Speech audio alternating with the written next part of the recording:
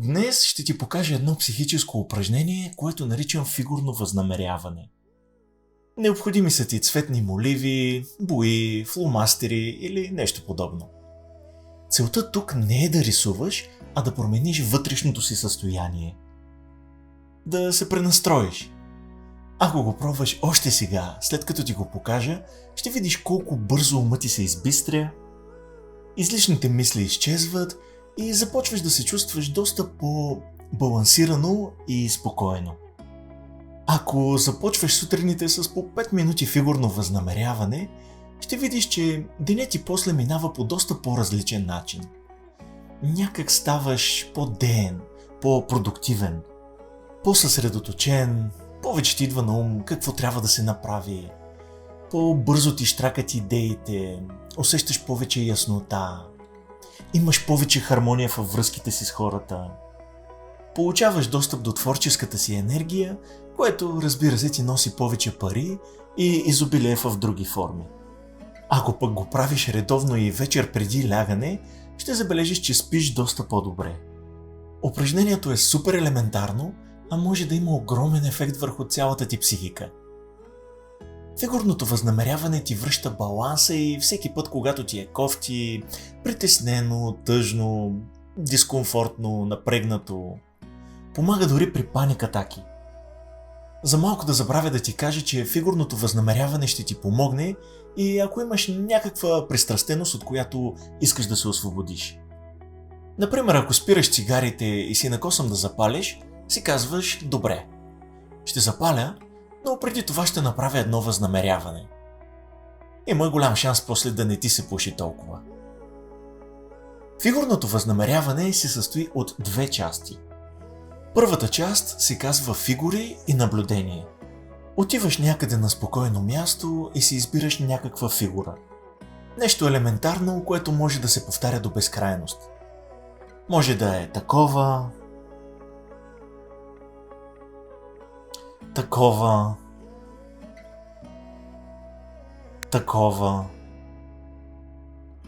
И започваш да повтаряш фигурата на листа. Ако искаш повече идеи за фигури, накрая на видеото ще ти кажа къде да ги намериш. Най-важното е, докато рисуваш, да си абсолютно наясно какво си мислиш.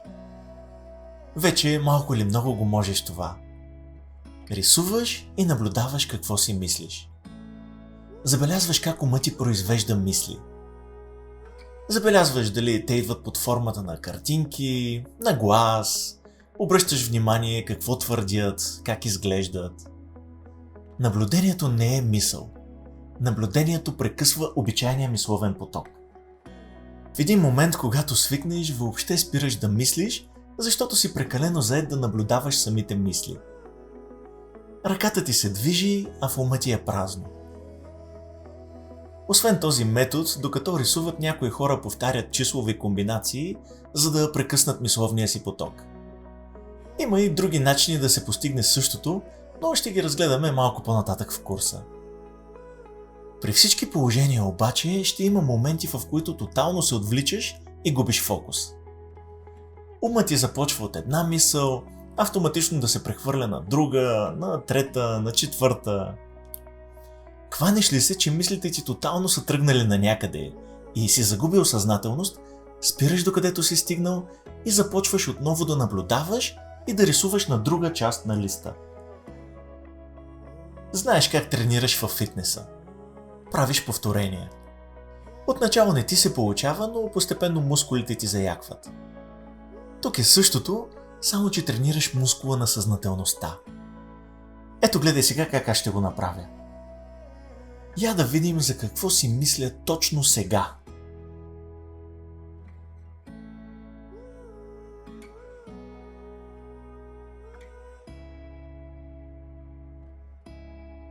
До сега в ума ми беше тихо, защото съсредоточено наблюдавах какво си мисля. Изведнъж се хващам, че се чудя на коя автомивка да ида.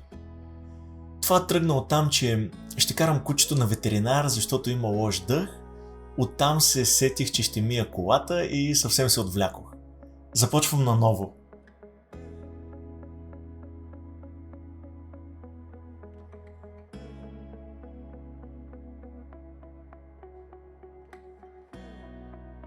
Хоп! Този път се хванах, че си спомням една сватба, на която бях преди 15 години.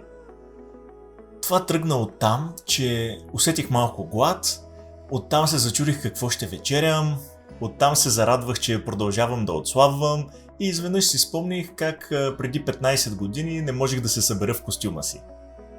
Наново.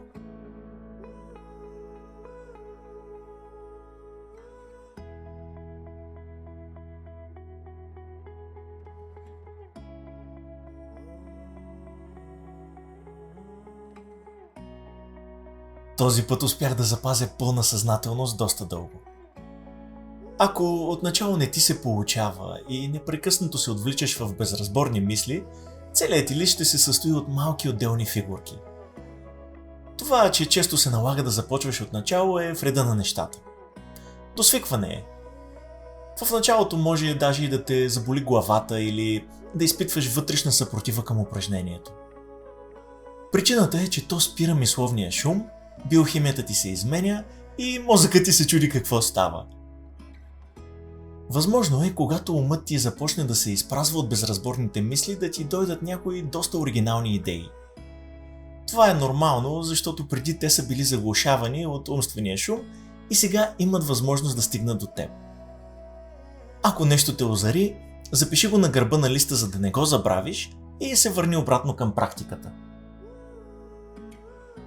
Предимството на фигурите е, че от една страна ти помагат да държиш съзнателност, а от друга страна ти дават обратна връзка доколко ти се получава. В момента, в който задържиш съзнателност до толкова, че фигурите на листа започват доста да порасват, това означава, че упражнението ти се е получило и си се върнал към центъра си. Занулил си мислите и в теб има прилично ниво на спокойствие и тишина. Няма значение колко време ще ти отнеме да стигнеш до тук. Можеш да спираш и да започваш, да прекъсваш рисуването и да се връщаш към него колкото пъти си пожелаеш. В момента, в който усетиш, че обичайните ти мисли са се разредили и фигурите на листа значително са пораснали, можеш да минеш към втората фаза на практиката. Тя се казва цвят и чувство. Тук си избираш усещане от каталога, което да насочи живота ти в определена посока. Спомняш се, нали? Видео номер 4. На този етап от курса вече имаш изграден емоционален каталог и можеш да викаш в себе си желаното усещане за по-малко от минута. Просто си избери чувството, което искаш да създаде твоите бъдещи преживявания. Ако пък все още ти е трудно да го извикаш в себе си директно, използвай техниката, за която говорихме в първото видео и набързо ще го намериш. Преди да минем към същността на втората фаза, нека за минутка да ти кажа кой съм и какво мога да направя за теб. Казвам се Недялко и съм тук, за да ти помогна да се почувстваш по нов начин. Щом това се случи, ще забележиш, че всичко започва да ти се нарежда от само себе си. Когато влезеш в новото настроение, всеки ден започва да ти носи някаква приятна изненада. Събирал съм информацията за курса Нова действителност над 15 години. Всичко е структурирано, подбрано, сдъвкано и смляно. След като го започнеш, ще получаваш по едно видео на няколко дни. Психическите упражнения непрекъснато ще ти помагат да се чувстваш леко. Ще знаеш на какво да наблегнеш, къде да внимаваш, как да прескочиш дупките, в които влизат другите. Ще имаш цял арсенал от инструменти и трикове, които да те поддържат. Не след дълго няма да можеш да се познаеш. Животът ти няма как да остане същия. Ще експлодира в позитивна посока. Аз ще съм с теб и ще ти помагам на всяка крачка. Всичко е така предвидено, че да има ефект, дори да не го правиш на 100% през цялото време. Надявам се, интуицията вече да ти е подсказала, че става дума за нещо истинско. Искам да ти провърви и всичко да ти се нареди.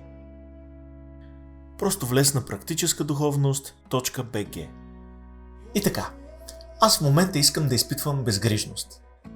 Ти знаеш, че можеш да си избереш свобода, спокойствие, изобилие, благодарност, удовлетвореност и така нататък. Аз сега съм на вълна безгрижност.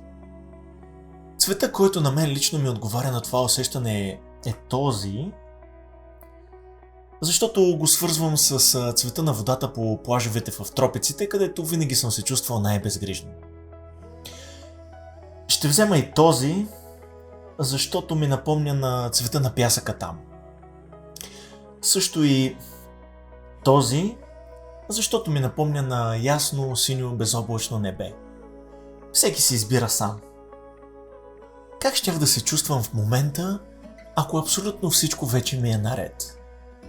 Ако всички в семейството сме здрави, финансово подсигурени до живот, ако съм в перфектна, стабилна връзка, ако имам достатъчно свободно време, какво щеше да е чувството? Разбира се, всеки си избира индивидуални въпроси, ако въобще има нужда от такива. Викам безгрижността и започвам да я усещам в тялото си.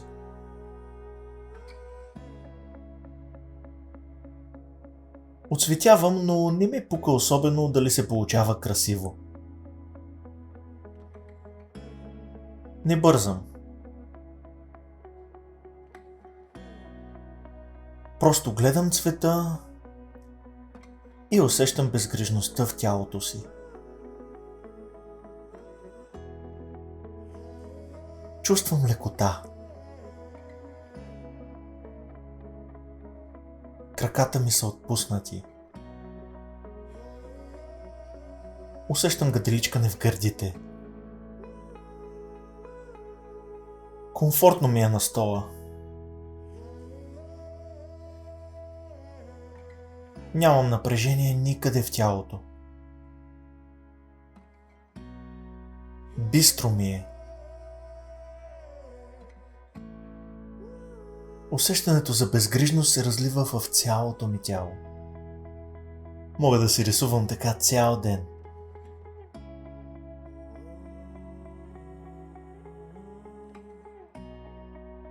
Настроението в момента ми е значително по-добро. Всичко в живота ми си е същото, каквото беше преди 10 минути, но аз самия се чувствам по различен начин. Вместо да чакам обстоятелствата да ми покажат как да се чувствам, сам си задавам тон за това, което искам да ми се случи. Не реагирам, а диктувам. Естествено, това състояние рано или късно ми носи преживявания, които му отговарят. Няма какво друго да стане. Ако по някаква причина загубиш съзнателност във втората фаза и усещането спре да ти се получава, върни се обратно към фаза 1. Можеш да си правиш серийки точно като във фитнес зала. Тренираш съзнателност, после тренираш задаване на усещане. Пак съзнателност, пак задаване на усещане.